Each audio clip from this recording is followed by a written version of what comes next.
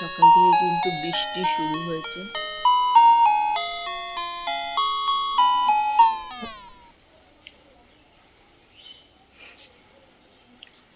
এদিকের আকাশ দেখো, এখানে আকাশ আবার নীল হয়ে গেছে।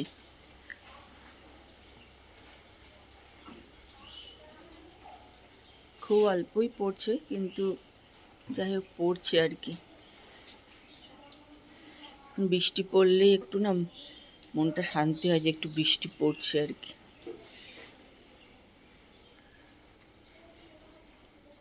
গুড মর্নিং, সবাই কেমন আছো? আশা করি সবাই খুব খুব ভালো আছো। আমিও কিন্তু ভালোই আছি।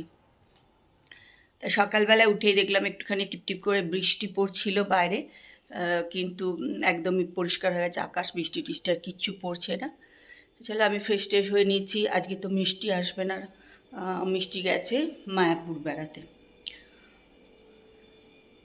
তা আমার ব্লগটা চলো আজকে এখান থেকেই শুরু করছি। আমার সঙ্গে থাকো আর ব্লগটা দেখতে থাকো। বাইরে দেখতে পাচ্ছ একদম পরিষ্কার হয়ে গেছে আকাশ, রোদ উঠে গেছে। এখন 11:30 মতন বাজে। তাহলে আমার ব্লগটা এখান থেকে শুরু করলাম। আমার সঙ্গে থাকো আর ব্লগটা দেখতে থাকো।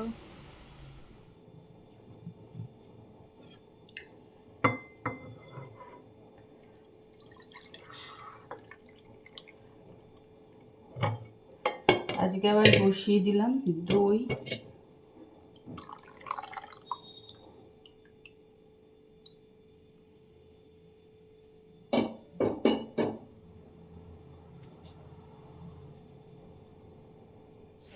মেশিনটাও দিলাম একটু চালিয়ে আজকে আবার।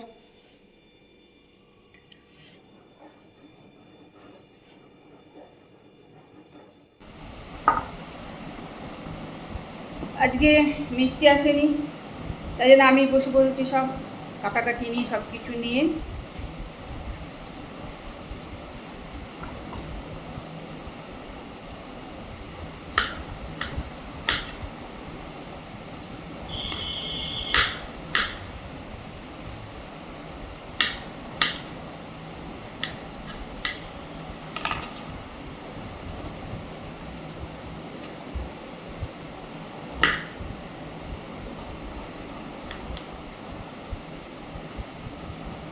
অনেকটা বেলা হয়ে গেছে, 12টা 15 বেজে গেছে।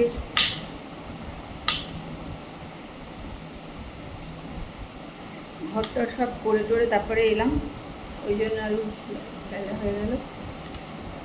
কী আর করা যাবে।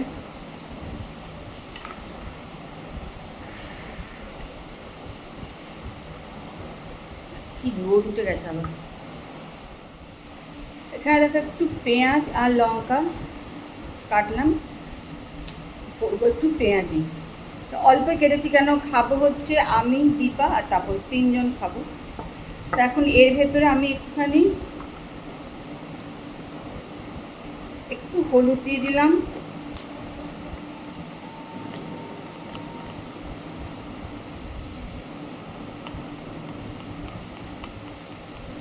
একটু লঙ্কার গুঁড়ো দিলাম, আর দিলাম নুন দিয়ে এগুলো দিয়ে এবার এটা কিন্তু খানিকক্ষণ অন্তত 15-20 মিনিট এরম করেই রেখে দেবো। তারপরে এটা এর মধ্যে বেসন দিয়ে তৈরি করবো।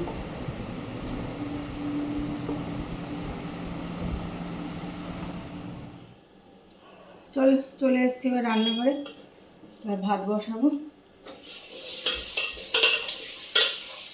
রান্নাঘরের কাজ এখনো শুরুই করিনি। ভাতটা বসিয়ে দেবো, তারপর কাজ শুরু করবো।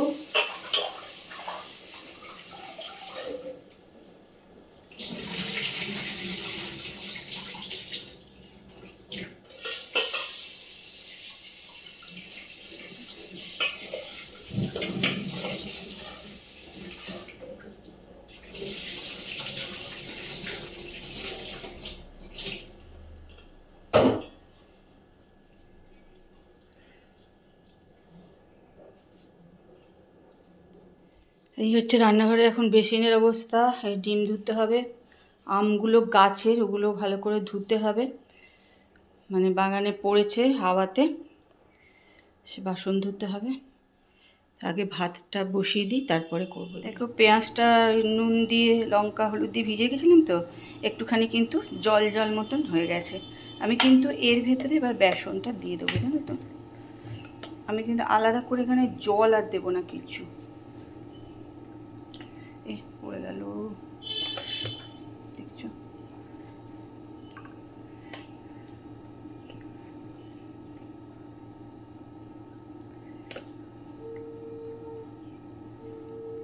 বেসনটা দিয়ে দিলাম, এবার এটা মেখে নেবো। এটাকে বেসন দিয়ে এবার মেখে নিয়েছি, এবার এটা ভাজবো।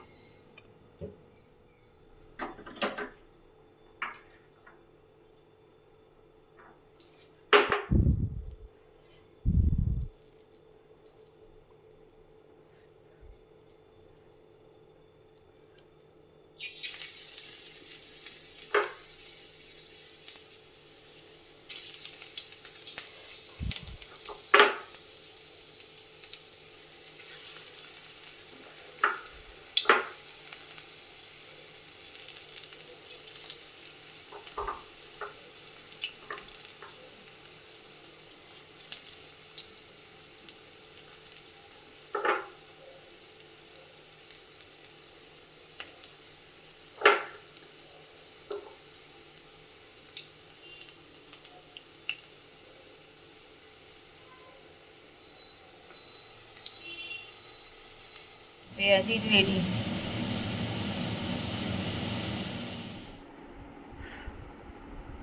একটুখানি রেডি হয়ে নিলাম। তবে আজকে কোথাও বন্ধুদের বাড়ি আড্ডা মারা না, কোনো দোকান টোকানে কোথাও না, যাবো একটু ডাক্তারখানা বলতে হোমিওপ্যাথি ডাক্তার। তোমাদেরকে আগেও অনেক ব্লগে দেখিয়েছি যে আমি একটা হোমিওপ্যাথি ডাক্তার কাছে যাই, এই টুকটাক ওষুধপত্র ওনার কাছে খাই, একটু ব্যথা সর্দি নানা রকম টুকটাক আর কি। তা সেই জন্যে ওনার কাছে আজকে একটু যাব, সেই একটু রেডি হয়ে নিয়েছি, ব্যান্ডেলের দিকে যাব। তা চলো বেরিয়ে পড়ি।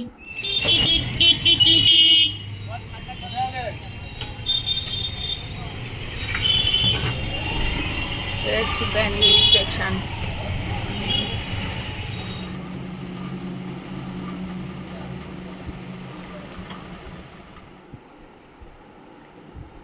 চলে এলাম ডাক্তার দেখে বাড়ি। আজকে ডাক্তার দেখা দেখে খুব নাজেহাল হলাম। ডাক্তার যেখানে বসে সেখানে গেলাম, ডাক্তার সেখানে আসেনি, আবার গেলাম ডাক্তারবাবুর বাড়িতে, তারপরে এলাম।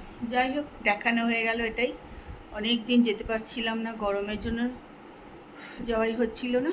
দেখি এলাম, এবার একটুখানি ফ্রেশ ট্রেশ হবো।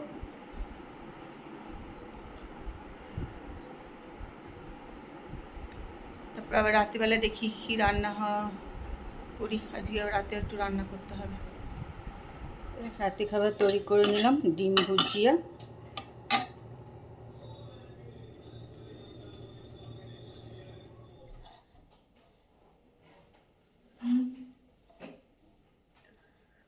আমি দেখো এখন খেতে বসে গেছি, বাজে হচ্ছে 10:05। আজকে আমি একাই খেতে বসেছি, কেন তাপসের খাওয়া হয়ে গেছে, ও কালকে ব্লাড টেস্ট করবে, ওই জন্য ও তাড়াতাড়ি খেয়ে নিয়েছে, 9টার সময় খাওয়া হয়ে গেছে।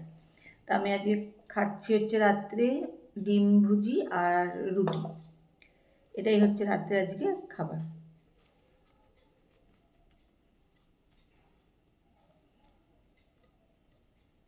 আর পাখাটা বন্ধ করে রেখেছি, গরম লাগছে।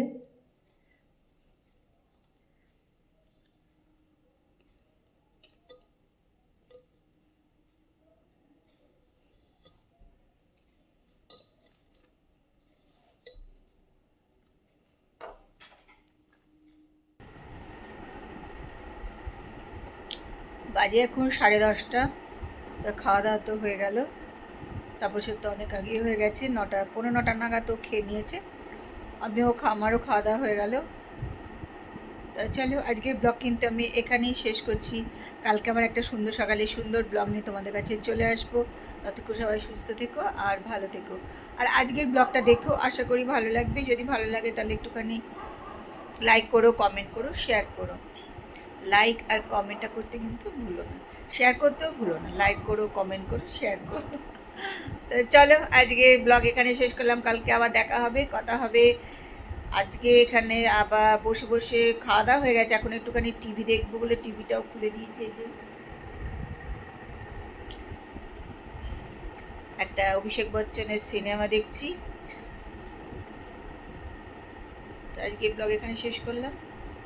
Good night, tata, bye bye.